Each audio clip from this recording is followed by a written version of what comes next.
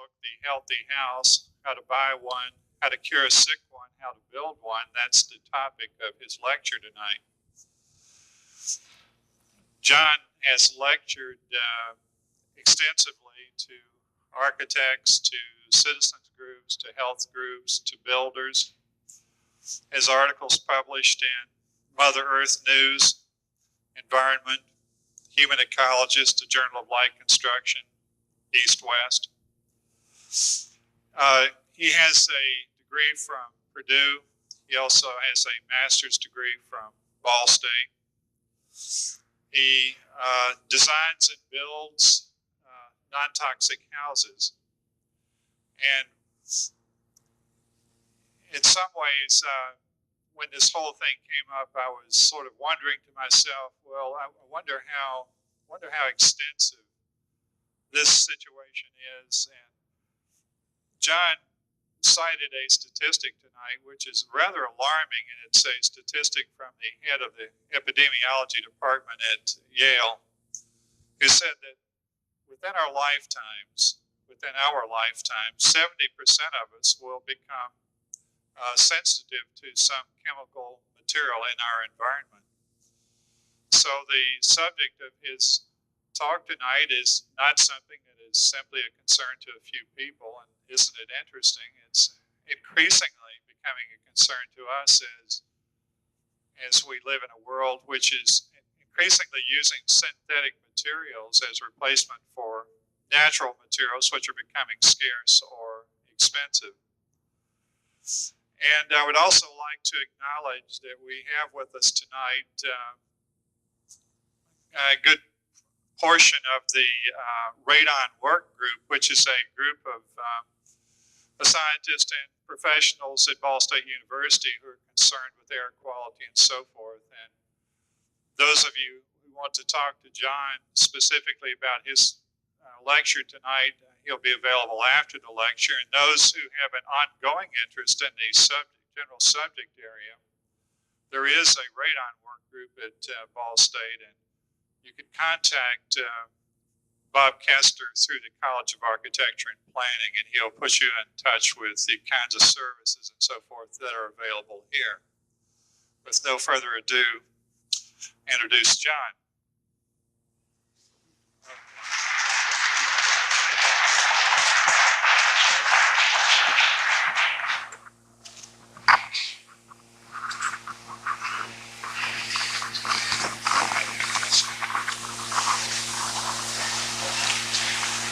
Does that sound all right in the back? Okay. Well, it's a nice introduction. My mother probably couldn't have done a better job. I assume most of you people live indoors, fairly civilized. If you do live indoors, you ought to be concerned about indoor air pollution. It does affect all of us. We're breathing air that has never existed before in the history of man. Since World War II, people that have grown up in that atmosphere are they're living in an environment that has just never existed. And we really don't know what the effect will be on all of us. Can you see that? Or we got to dim some lights. I figured there might be some freshmen in the group, so I thought I'd start with a cartoon. Ed was a regular guy. Ed worried about the greenhouse effect, about the ozone layer, and about bald beaches and pesticides in food. The world was too dangerous, Ed decided. So he never went out again. Ed stayed in his home, and the radon got him. Radon's only the tip of the iceberg. That's one particular indoor air pollutant. The outdoor air obviously has an effect on the indoor air. This happens to be a Superfund site. I don't care how many trees they plant there. I wouldn't want to live next to it. But if you compare the air in the average house with the air in any major city, it's going to be worse indoors. Maybe by a factor of 2 or 3 for some pollutants, maybe a factor of 10 for others. In a new house, the volatile organic compounds are going to be maybe 100 times higher indoors than outdoors. There's a variety of different categories for pollutants. Biological pollutants would include molds, pollen, mildew, Legionnaire's disease, dust mites, living type things that cause indoor pollution. Gases, formaldehyde is probably one of the best known. There might be a couple hundred different gases in a new home. Metals such as lead, there's mercury compounds in some paints, in some drywall compounds. Minerals, asbestos is a mineral, causes a lot of lung problems. Fiberglass is a man-made mineral, and there is some evidence that fiberglass can cause lung cancer in a way similar to asbestos. It's not nearly as potent, but there is some evidence that fiberglass can cause some problems. And they're starting to put some health warnings on the material safety data sheets for fiberglass insulation. Radiation, of course, radon is the number one thing there. Vapors, there's a difference between a vapor and a gas. I'm not sure exactly what it is. You might ask a chemist. But I include vapors to talk about water vapor. Water vapor itself is not a pollutant, but it causes pollution. It will cause the biologicals to proliferate. If you've got too much humidity in the house, you're going to have mold growth or a lot of dust mites in your carpeting. A higher moisture content in the air will also mean formaldehyde will outgas at a higher rate, so you'll have more formaldehyde in the air. Outgassing is a real buzzword now in indoor pollution. It refers to the chemicals that are actually given off by synthetic materials. When you smell new car smell, that is a bunch of chemicals outgassed from the plastic interior of the car. And that's where you get a couple hundred different chemicals coming out of materials in new houses. Comes from carpeting, plywood, particle board, vinyl floor tile, paints, insulations, adhesives, caulks. All these things give off chemicals into the air that are generally not good to breathe. Now, most of them haven't been studied a great deal, but the more we do study, the more we find out they're not good for us. Now, I find these are some of the major problems indoors. Carpeting, man-made wood products, and combustion appliances. Does anybody not have carpeting in their house? I see one hand. That's kind of unusual. Man-made wood products would be plywood, particle board, wall paneling, things like that. Combustion appliances would include wood stoves, gas furnaces, oil furnaces, gas ranges, kerosene heaters.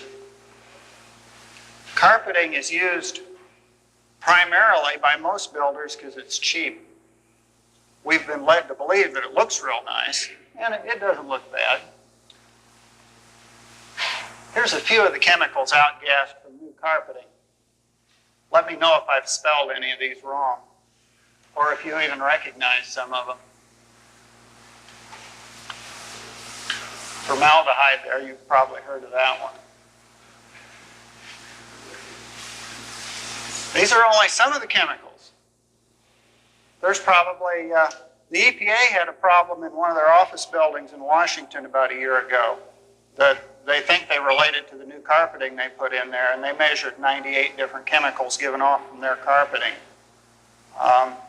There could also be a variety of chemicals given off by the padding or by the mastic used to stick it down to the floor. These things are not good for people. This is a mass spectrograph, I believe, something like that, of the chemicals given off from carpeting. Each one of those lines is a different chemical. The taller the line is, the more that chemical is given off. And we don't know if one of those short lines is worse than one of the tall lines. There's just not enough research in it. But there's a lot of people that are reacting to just a wide variety of these chemicals. I got involved with non-toxic house construction because my wife became chemically hypersensitive. And that happened as a direct result of doing remodeling to a house that we owned. She was exposed to new carpeting, vinyl floor tile, new kitchen cabinets, typical things you put into a house.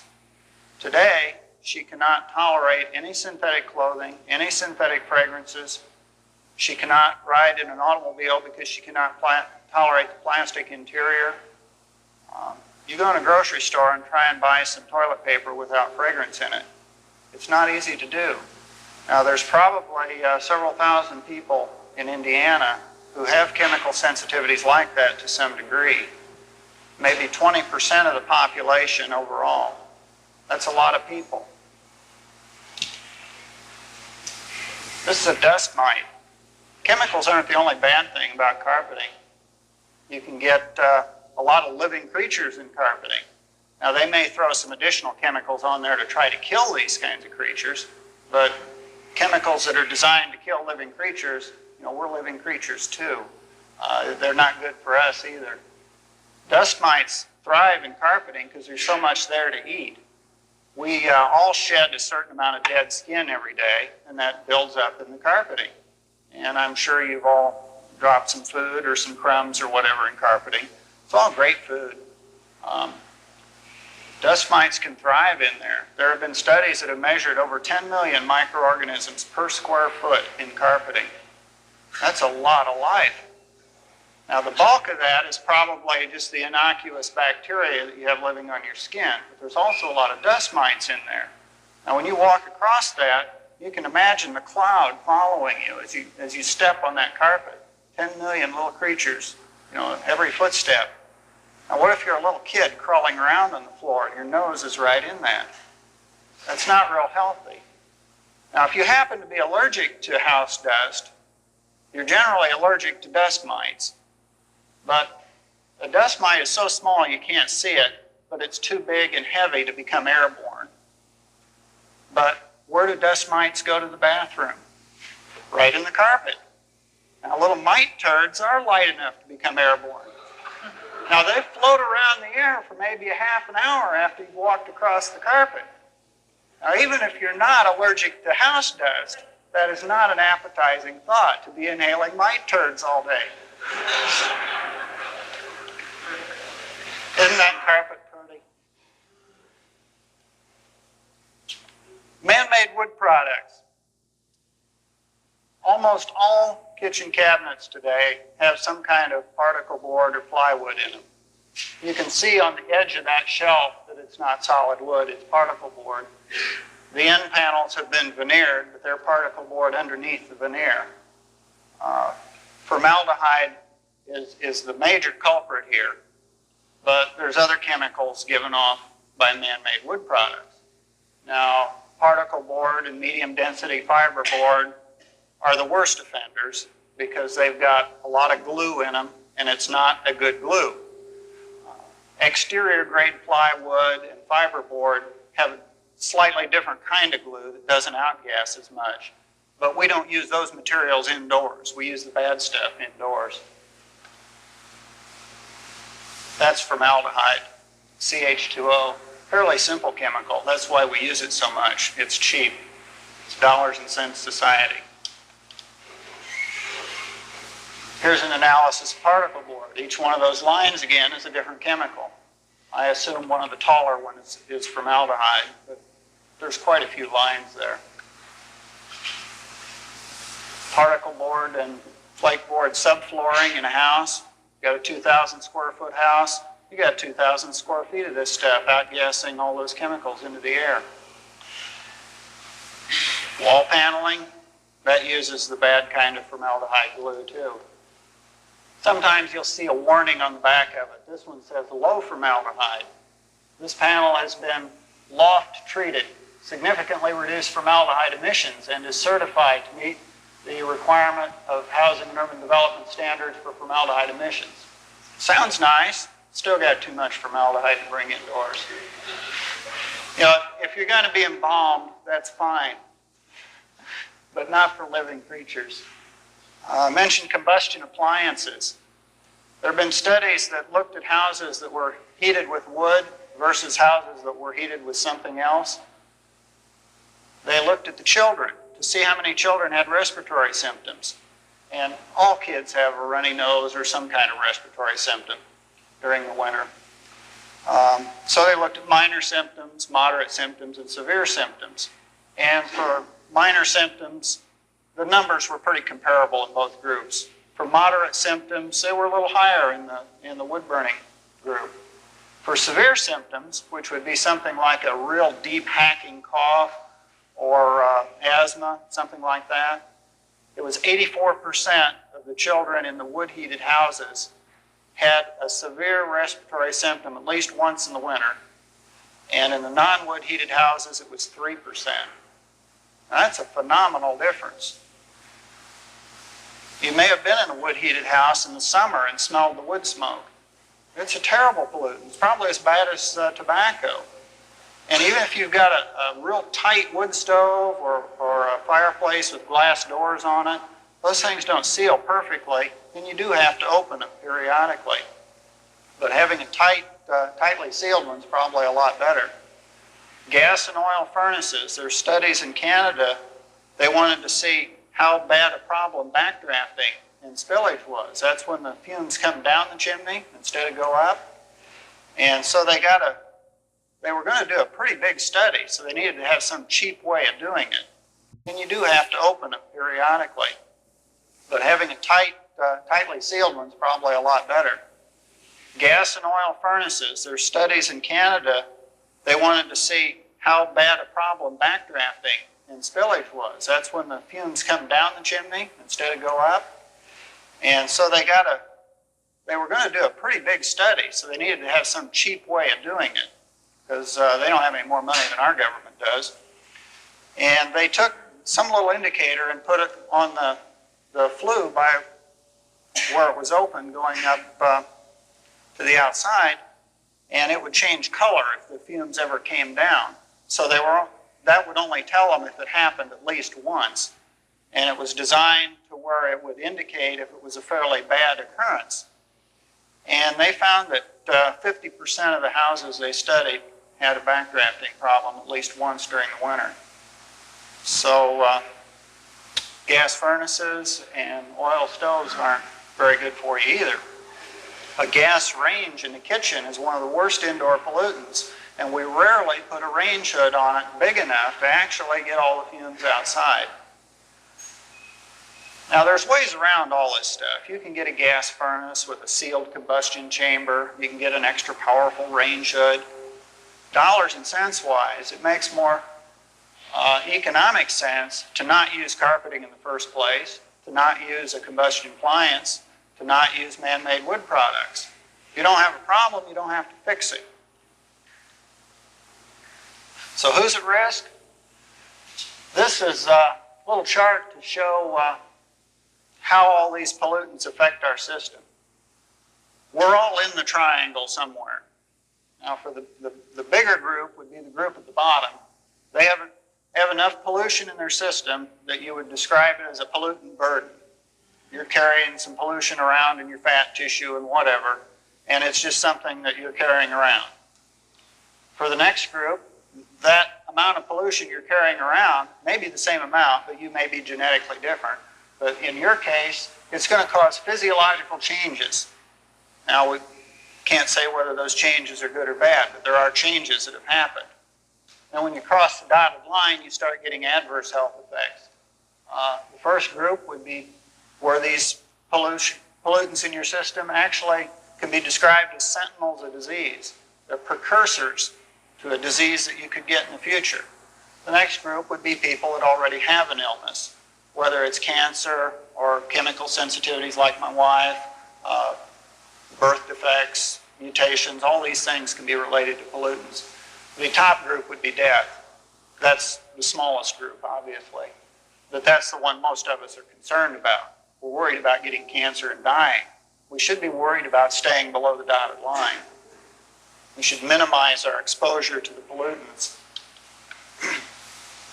Here's a few undergraduates. These are supposed to be Neanderthals. These people didn't have to contend with air pollution. Now, it takes hundreds of thousands of years to adapt to a new environment. and we're asking ourselves to adapt to a new environment in a matter of decades. And we spend 80 to 90% of our time indoors, and the environment indoors has never existed before. So what are you going to do? Well, I've got 3 basic principles for non-toxic construction. You eliminate, separate, and ventilate. What you can eliminate out of a house, such as carpeting, combustion appliances, or man-made wood products, that's by far the best thing to do to maintain good indoor air quality.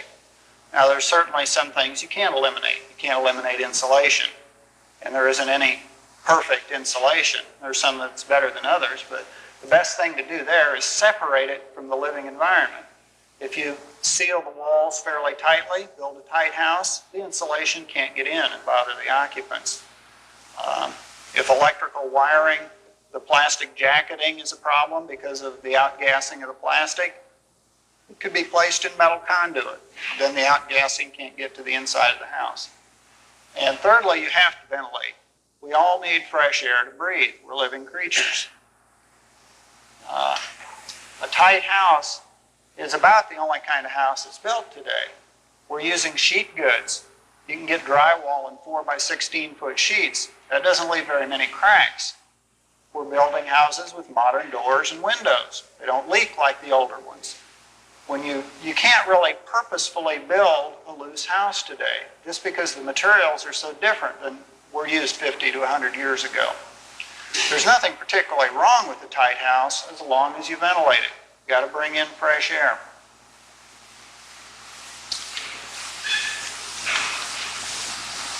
This is a house I've got under construction. It's got a steel framework. That way I won't have to treat for termites. Chloridane has been banned, so they're using the next worst thing. None of which are good for you. They're designed to kill living creatures again. This has got a redwood deck around it. The posts that are in the ground are treated lumber, salt treated, which has arsenic in it.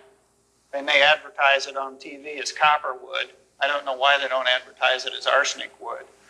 When you see this in a lumber yard, you may see some white dust on it. That's arsenic powder. Now, when you buy that, they're supposed to give you a warning sheet that tells you what's in it. It says that if you work with it, you should wash your clothes separately. You should wash your hands before eating. Avoid breathing the sawdust. Don't use it for work surfaces or where food is going to be prepared. What do? Build picnic tables out of it. Build decks out of it where little kids can crawl around and chew on the railing. Redwood does cost a little more, but it's not that much more. They're trying to develop a chemical treatment using borax, which would certainly be an improvement over using arsenic. This house also has a metal roof. Asphalt shingles tend to outgas asphalt fumes. Those aren't good to breathe. This house is also being built for some chemically sensitive people. So I've minimized as much as I can because they can't tolerate very much. Steel framing, most people are familiar with I-beams and channels like skyscrapers are built of, and that's certainly not very economic to use for building a house because you're generally only going 1 or 2 stories. But you can get light gauge steel. It comes in 2 kinds, load bearing and non-load bearing. Obviously the load bearing is a little heavier. It's got to hold the house up. Load bearing studs may cost about $3, $3.25 per stud. A wood stud might be $1.70 to $2. So it costs more. But you only have to put the steel studs on 2-foot centers, and you don't have to treat the house for termites, so the cost isn't appreciably more. In fact, it's fairly comparable. Light gauge steel you can use for inside partition walls. A light gauge steel stud may only cost $1.25, so it's cheaper. So to frame a house out of steel is going to be fairly comparable in cost to framing it out of wood. The manufacturers have all the corner details and all that kind of stuff worked out. In this house, it's actually a super insulated house. It's got a double wall, so I can get 10.5 inches of insulation in there. The outer wall is a load-bearing wall. The inner wall is a non-load-bearing wall. It's on a concrete slab because this house will have ceramic tile in the whole house. Between the walls is some styrofoam insulation to insulate the edge of the slab. The styrofoam does outgas something, as does the fiberglass insulation. But by sealing the house up very tight, those odors cannot get into the living space. Steel beams, and there's tables to design all this stuff. You can make trusses. This has got 13.5-inch high steel rafters, so you can get 12 inches insulation in there and still have an air space on top. This house is kind of a hybrid. In order to save some money, used wood rafters. And termites can't generally get up that high. At least the termites in this climate can't. Notice I've got some 2x4s scabbed onto the bottom of the 2x12s to get more insulation in there. This is the house I live in. It's got a metal roof, metal siding, screen porch. A non-toxic house doesn't have to look strange. Now, granted, this is a fairly simple house. I couldn't afford to build the White House. Some people might. You see more metal roofing on a lot of commercial buildings, but for some reason, it's not used a lot on residences. This past year, Fine Home Building put out their book that has like 8 or 10 houses in it, their annual house book, and I think 5 of them had metal roofs. They're really not very loud in the rain, no more than another roof. You get most of your noise coming in the window from the lightning and thunder. Here's an open bedroom window opening out onto asphalt shingles, which are heating up in the sun and bringing asphalt fumes into the house. Stone, masonry, concrete, those are good materials. Those things don't outgas. You got a lot of that in this building. Metal siding is pretty good because it's got a baked enamel finish, as does a lot of the metal roofing. Put it on metal studs with a screw gun or a drill. It's just a matter of training your builders to use something electric instead of a hammer. Asbestos cement siding. That's probably a pretty good siding as it sits there because it's not falling apart, it's not giving off asphalt fumes. The people that installed it had to cut it to fit here and there on the corners and around windows. They were exposed to quite a bit of asbestos. If you're going to rip all that off, you'll be exposed to a lot of asbestos. But as it is, it's not too bad. There's a lot of cases in where asbestos should be just left in place. Don't worry about it. Paint it or whatever. Just don't rip it off and disturb it. I know somebody who had a furnace in their basement that had a lot of asbestos around it. And it was going to cost him, I think, $3,000 to have it removed. Well, this guy built a wooden form around it, brought the concrete truck in, poured the whole thing full of concrete. Now he's got this big concrete box in his basement. Just takes up a little space, but it's a conversation piece. This is a typical sheathing used on houses. The flake board, which gives off formaldehyde. The foil-faced sheathing, which probably destroys the ozone layer. Now, these things are on the outside of the house, so they're really not going to have a tremendous effect indoors. But there's some pretty good reasons not to use a foil-faced sheathing on the outside of a house. Because when you get moisture traveling through the wall, it can condense on that surface. And you have a moisture problem inside the wall. That could rot the wood framing, cause mold growth inside the wall. That's what a rot is. It's a fungus that eats the wood, and your house can fall down. Now, there's some real horror stories about this kind of thing happening, especially in real cold climates like Canada, but it can happen in other climates too if conditions are just right. This is what I use for sheathing. It's an aluminum foil that I've wrapped around the house and taped at the seams. The difference between this foil and the other foil is this has got little pinpricks every 1/8 of an inch. So any moisture that gets inside of the wall can escape to the outside. Now, the main reason to use this stuff is just as a wind barrier. Tyvek does the same thing. You see that used around on houses.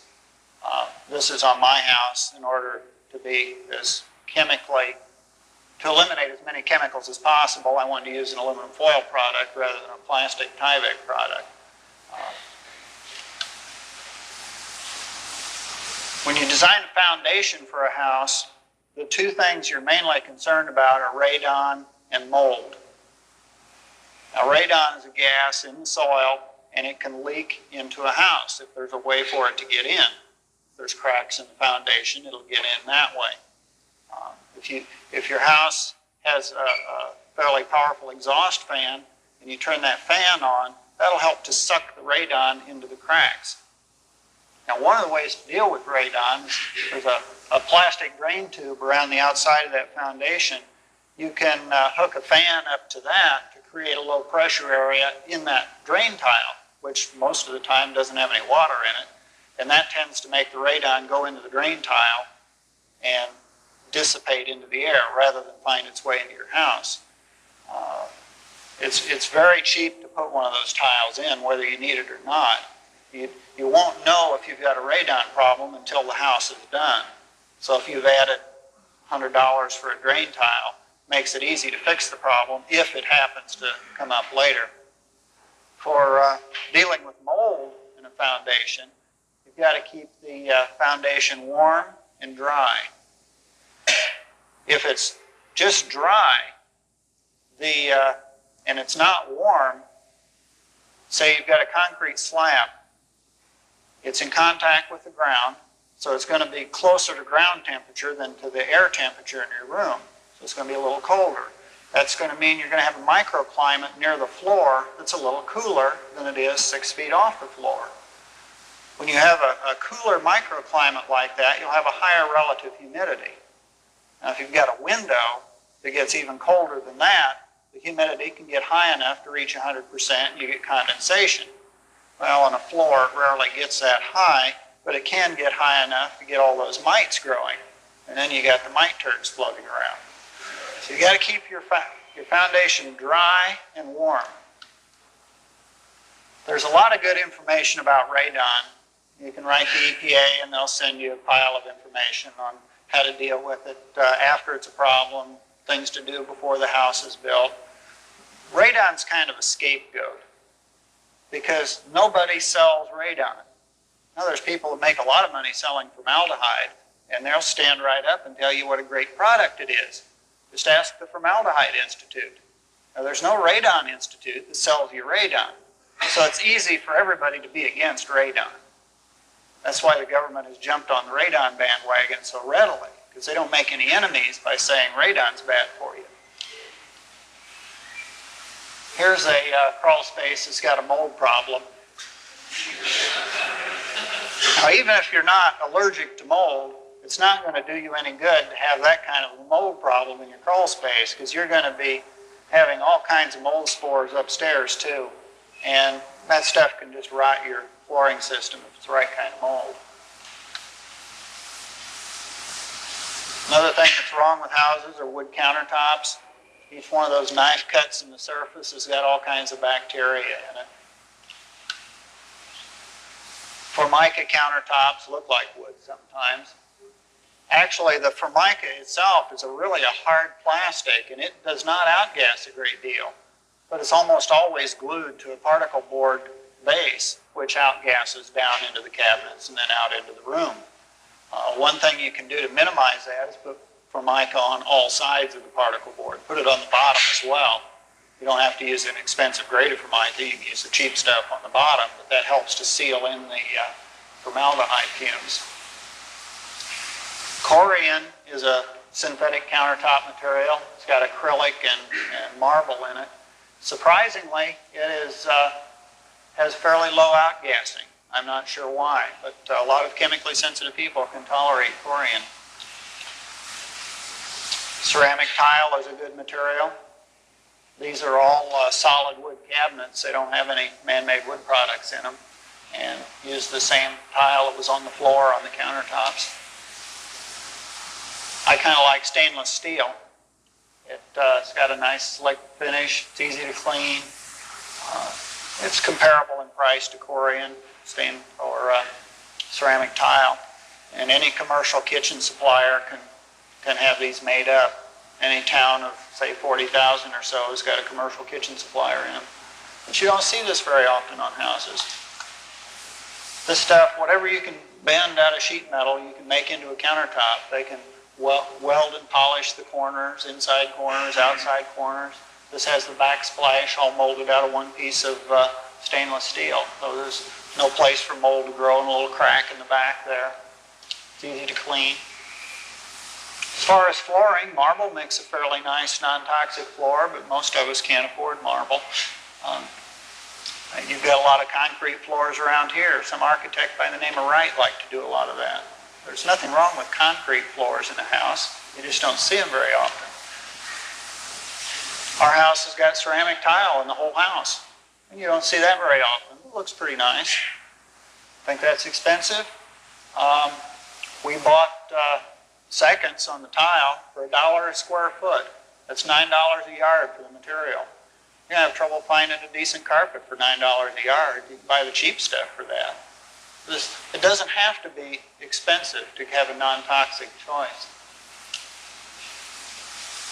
Parquet, wood floors are pretty good. The big problem with this would be the mastic they use to stick it down. That'll give off quite a few volatile compounds. Generally, the strip flooring is nailed down, so it isn't as big a problem. I use metal framed windows. Wood windows, they treat the wood with chemicals so they don't get moldy when they get wet because the glass condenses. It is pretty standard to treat wood windows chemically. And then you have to paint them regularly, so you reintroduce all those paint compounds into the air after you've moved in after a few years. The aluminum windows have got a baked-on finish. They've got a thermal break in them so that they don't sweat. These are triple glazed windows, so they're good to use facing south. You get plenty of solar gain coming in. They're put on with a screw gun, just like everything else in the house. A lot of wallpaper is treated with fungicides. They used to treat it with arsenic, then they found out that wasn't real good for you, so they used some other kind of fungicides. It's like the chloridane, they're using the next worst thing now. Think how many square feet of wallpaper you could have, how many square feet of fungicide you'd have that you're breathing.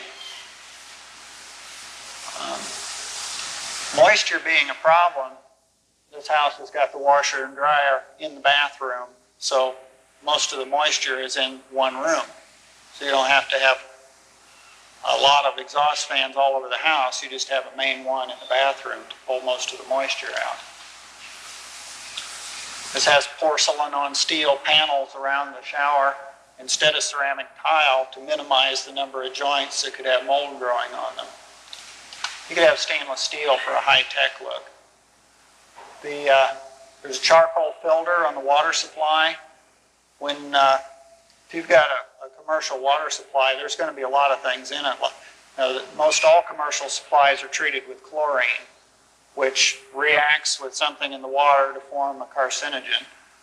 There's a lot of volatile compounds in the water as a result of pesticide runoff or pesticides getting into wells.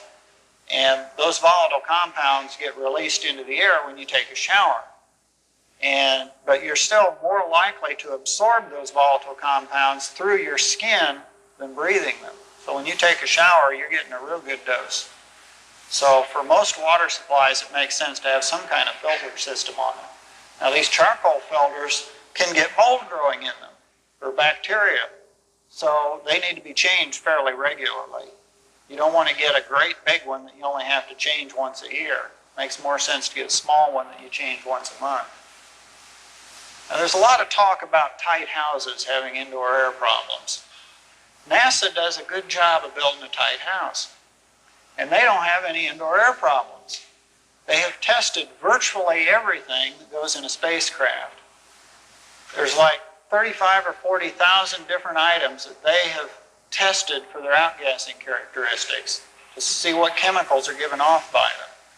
Now, I'm sure they're concerned a little bit about the health of the astronauts that live in these things, but they're probably more concerned about their sensitive electronic and optical equipment. But nevertheless, they don't have an air problem here because they don't put materials inside a spacecraft that cause a problem. You can't use residential fiberglass insulation in a spacecraft because of the formaldehyde binder that's used on it. They use fiberglass insulation that doesn't have a binder. Now you can buy that to use in your house, but it costs 8 times as much.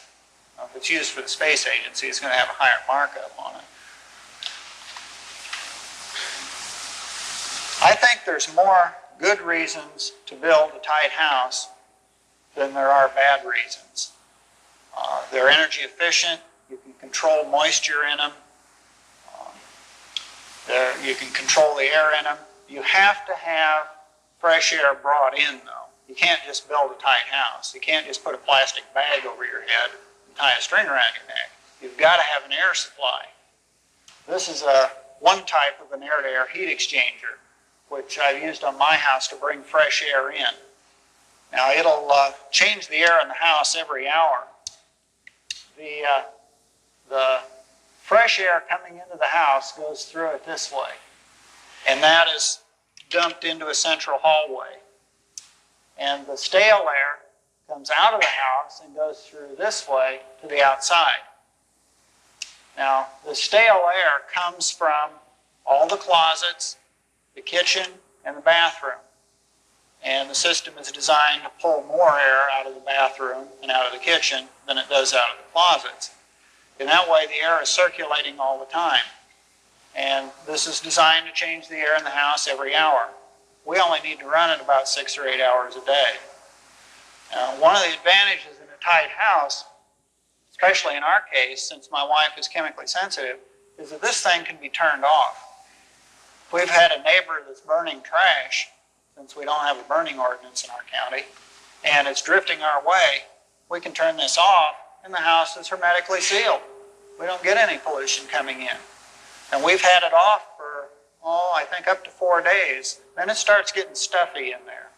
You know, people give off a lot of chemicals too, whether it's after a big dinner of beer and beans or just normal body odor. But so you need fresh air, even if you don't have a pollution problem in your house. These things ought to be standard on a lot of houses, but they're not. And it's a matter of dollars and cents. They cost between $500 and $1,000. If you're building a $100,000 house, that's not a lot of money. This is the double-walled house, a super-insulated house after it had the fiberglass put in. There's problems with all insulations. Fiberglass gives off formaldehyde gas. Can also give off little bits of fiberglass particles, which may be implicated in causing cancer. Cellulose insulation, which is made from ground newspapers, is generally used in retrofits, where they drill holes in the outside of the house and actually blow it into a wall cavity of a house that doesn't have any insulation in it.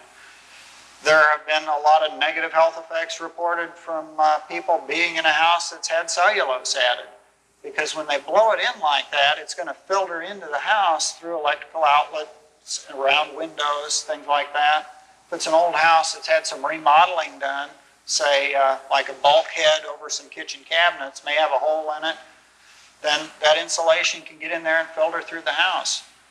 The people that have had big problems with that have had high boron levels in their system.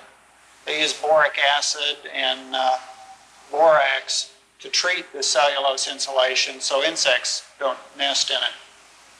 But there have been a number of people that have actually become chemically sensitive after their house had cellulose blown in. Most of the foam insulations are implicated in destroying the ozone layer. Good old DuPont, Better Living Through Chemistry, is coming up with a less noxious product to use. It's not as bad on the ozone layer. So what if it's not as bad? We've only got one ozone layer. A number of years ago, there was a big problem with urea formaldehyde foam insulation that was put in houses primarily as a retrofit, although it was done in new houses. The Canadian government had a lot of problems and had some programs to have it removed from houses, which costs $10,000, $20,000. So you save a little money in the first place. If you have to pay $20,000 later, it doesn't make economic sense again. There have been a number of people, again, who become chemically sensitive after their houses had the urea formaldehyde insulation in. And generally, when people become sensitive like that, they end up reacting to extremely low levels of things. The people that have had all this insulation removed from their house still can't tolerate their house because now they're reacting to extremely low levels. In order to build this house real tight, the electrical outlet under the window there, all the electrical outlets that are on outside walls have got waterproof boxes with a little plaster ring on them. And before the drywall goes on, that has got caulking run around that ring, and then the drywall is actually sealed to that. So you don't get any infiltration in there at all. This house is hermetically sealed. There's ways to seal around plumbing lines and windows and doors. I also use foil-backed drywall. So that aluminum foil is an additional barrier. It's also a vapor barrier. I use a method of construction that was developed by a Canadian named Joe Steebrook, who I believe spoke around here a while back.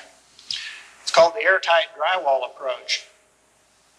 I build the outer walls, the insulated walls. I insulate them, wire them, put drywall on them, tape all the joints, do all that before I build any interior walls. So I've in effect made one great big room out of the house that's well sealed. You can look around and see that everything is sealed. Then you build the interior walls. They don't have to be sealed as much, but you still run electrical wires and plumbing lines and things like that through them. But they're inside that sealed living space. Now, I wasn't sure if those plastic jacketed wires or the plastic drain lines were going to be a problem for my wife in this house. So as a safety measure, I bought a bunch of Reynolds wrap and wrapped it all up before we put the drywall on. It was just a fairly cheap insurance to do that. The horizontal line at the top, that's a bigger diameter, and the diagonal one are part of the fresh air system for the air-to-air heat exchanger. It brings in the fresh air, takes the stale air out, changes it every hour. Let's see, going the wrong way. Paints. Paints are chemical soups. Manufacturers will probably not tell you what's in a paint, except for maybe a couple of general things. There can be dozens of ingredients in paints, most of which haven't been studied. You ask chemically sensitive people about paint, they can't tolerate hardly any of them for maybe several months after they've been put on and dried out. There's getting to be a market now just for the chemically sensitive people, and there's several paints that have been developed for that market. And generally, those paints can't even be tolerated by the sensitive people right away. Sometimes they can tolerate them after a week or two. My wife can't tolerate any of them for at least 2 months. Something else we do with houses, we build attached garages. And sometimes we put them right under the bedroom, the room where we spend the most time. Whatever you have in a garage, the smells of that will be in the rest of the house. Whether it's a hot family car with all kinds of smells given off after you've brought it home from work, or a lawnmower, or a motorcycle, or cans of paint thinner, or paint, or insecticides, or cleaning products. Whatever you've got in the garage will give off smells that'll leak through the rest of the house. A detached garage is much healthier. Now, at best, you could put an exhaust fan in the garage so that when you pulled the car in and it was nice and hot and smelly, you could turn that exhaust fan on, put it on a timer for, say, an hour so it would run and exhaust most of those fumes out until the car cooled down. That would certainly be an improvement. You ever pulled the filter off your furnace and noticed on the other side of the filter how dusty it is? Furnaces are good for picking up the baseballs and the big chunks that are floating through the air, but they're not really very good at getting the dust out of the air that is real fine, the kind that gets deeply down in your lungs. If you talk to most furnace people about filters, they'll know about the standard 29-cent filter you get with most furnaces. You ask them about high-efficiency filters, and they generally don't know anything, but they may have heard of them. If you ask them about carbon filters, which will absorb the gases in the air, they won't know anything about them. But those things ought to be standard in a lot of houses. If we're going to fill them up with nasty chemicals, we got to have some way to get rid of them. And a carbon filter is really the only way to do that. And if you're talking about somebody that's sensitive to house dust, you need a pretty good filter to filter this stuff out. Now, I kind of think that if you've got a fresh air system and a furnace system, they ought to be totally separate. You're going to run your fresh air system during the day, more likely, because in the winter it's going to be a little warmer during the day. Yet your furnace is going to be more likely to run at night. And if you want to turn off the fresh air system for whatever reason, if a neighbor's applying Chemlon or whatever, you can do that. But if you need the heat, you don't want to turn your furnace off for 2 or 3 days. So you may need a separate filter system for both. Here's some of that nice treated wood. You've probably all been on a deck it's got that greenish tint to it when it's new, and then it kind of gets gray as it gets older. Makes a lot of sense to use something that's got arsenic in it where little kids are crawling around. There's a guy in Bloomington who won I think about a $400,000 lawsuit against the manufacturers of this stuff. He was building picnic tables, with, of course, using that for the eating surface, for the State Department of Natural Resources. So your tax dollars helped to destroy his health. And he got $400,000 out of it, but he almost died in the process because he was breathing all this sawdust while he was building these things.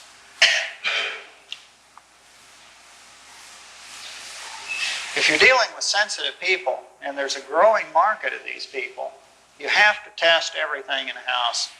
They're just so sensitive, you cannot assume that anything's going to be tolerable. Say get a 4x8 sheet of drywall, cut it into 4 pieces, put 4 different kinds of paint on it, write what it is and put a date on it. They can take those home and test them every week or so to see which one is the most tolerable. If it gets to the point where they can't smell it, they can actually take this sample into their bedroom and set it next to the bed and see if it bothers them, see if they still sleep all right. This is my last slide. Somebody's going to get your money sooner or later. It's either going to be the bank in a mortgage payment, or it's going to be a doctor when you get sick. Now, it certainly makes sense to me to put a little more money in your house, may only be 5 or 10%, in order to make it less toxic. That makes more sense than spending a lot of money at the doctor after you get sick. I would think in picking the lesser of 2 evils, most people would rather spend their money on a mortgage payment than at the doctor. Now, if you contract something like cancer from your house, the cost of your treatment is definitely going to be more than the cost of the house. So it pays to spend a little bit more in the beginning. Now, I said there's a growing market for this, not only for sensitive people, but other people are health conscious. There have been studies that say that half of us would pay a little bit more in the grocery store for organically raised food. I think if we advertise the fact for healthy houses, clients would want them. I had a consultation with an architect named Fay Jones down in Fayetteville, North Carolina. He's designing a $20 million house for Tom Monahan. If you're a pizza fan, Tom Monahan owns Domino's Pizza. If you're a baseball fan, he owns the Detroit Tigers. He doesn't have chemical sensitivities, but he wants a house that is chemically free. Now, that house will be an architectural digest when it's done. And it'll have the trickle-down theory. Everybody will want a safe house then. So if you know how to design a safe house, you've already got a chemically sensitive market out there. And I would suspect that before too awful long, there's going to be quite a bit bigger market for it, just from the general public. Okay, that's all my slides. I'll take some questions if you've got some. We've got some lights so I can see you raise your hands. You're either asleep or you know it all. If you're students, you know it all, right? Yeah.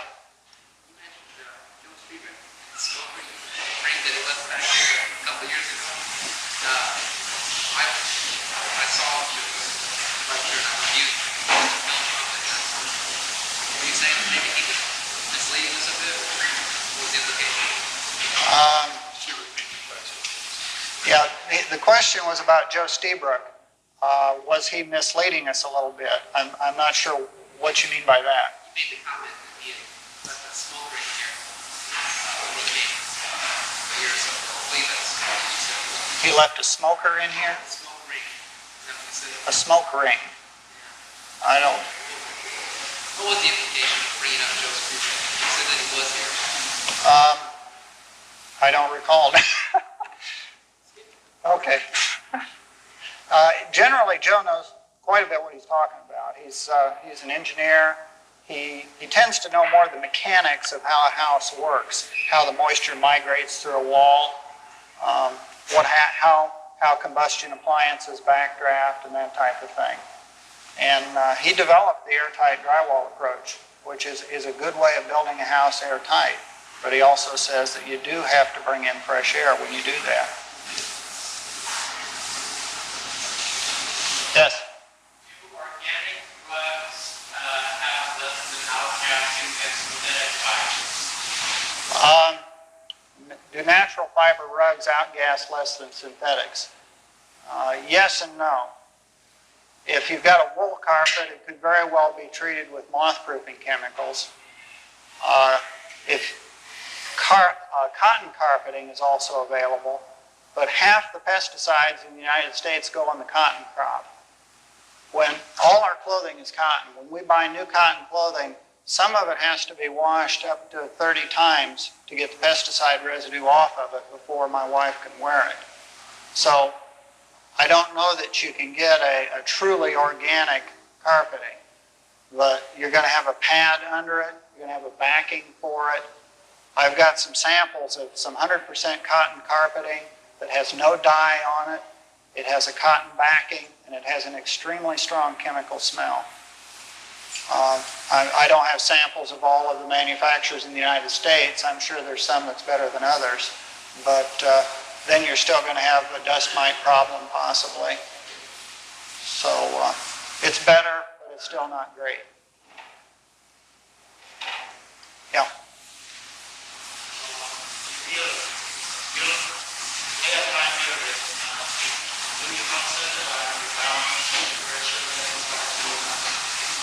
I can't hear very well.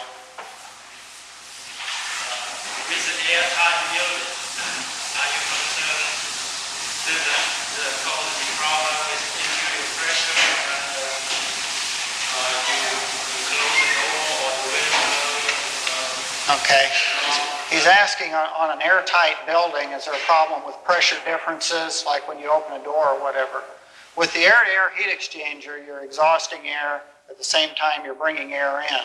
So those are generally balanced pretty good. Now we also have a central vacuum system which exhausts air.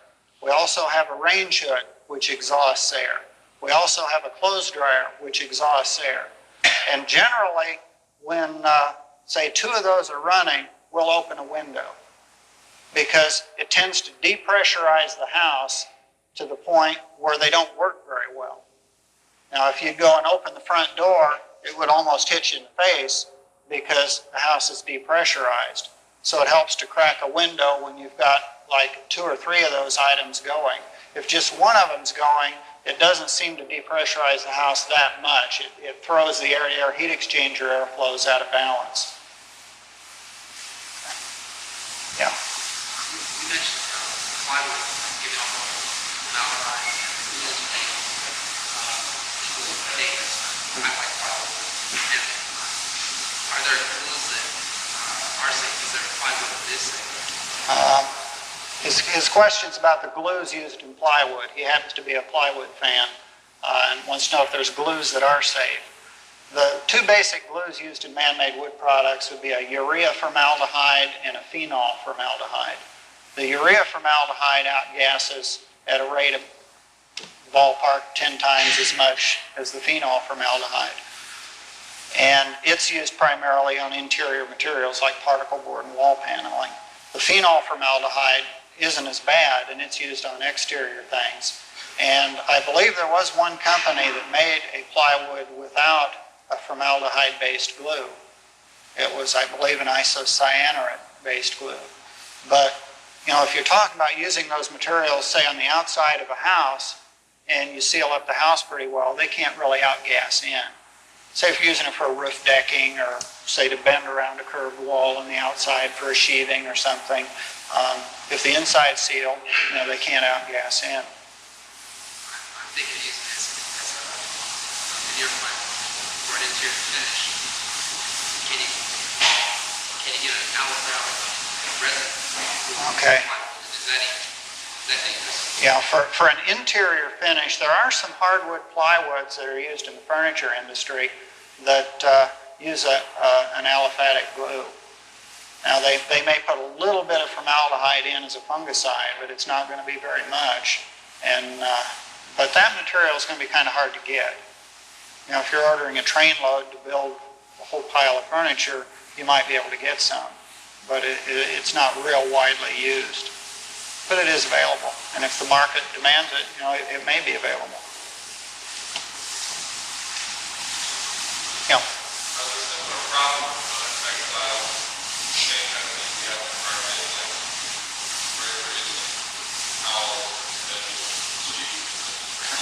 Yeah, he's asking if there's similar problems with synthetic carpeting with draperies or towels or things like that. Permanent press treatment on materials is a formaldehyde treatment. And there are people that work in clothing factories that handle this stuff all the time and their hands just get bright red and all swollen up because they can't tolerate it. Draperies would be the same way. If they're permanent press, they have formaldehyde, but they could also have Scotch guard treatments and, you know, a variety of chemical treatments for modern chemical technology. You can use metal blinds, you know, and natural fibers would be a step better than synthetic ones. You know, cotton draperies. We use metal blinds in our house, the little 1-inch blinds. Yeah. I'm not going to hear you very well.